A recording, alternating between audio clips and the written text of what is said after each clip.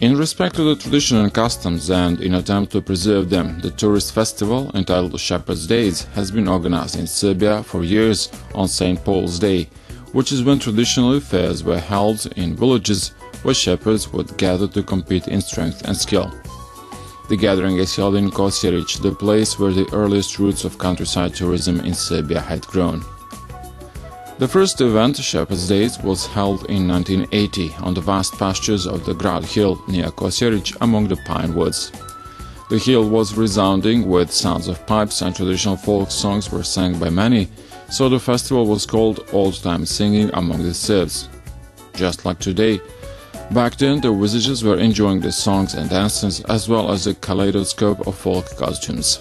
The first event was remembered for the unexpected turnout of tourists, almost 20,000 of them, and the participation of 400 performers.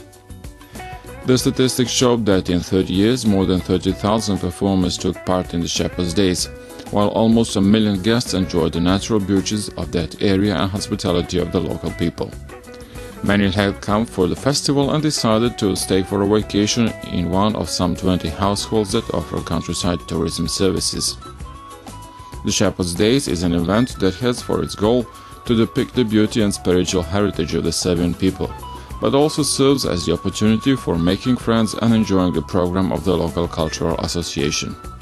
Also, on the last day, the prettiest shepherdess and prettiest couple are elected, while for the guests who come from urban centers, and particularly those from abroad, the peak of the event is the promenade of picturesque folk costumes from various parts of Serbia.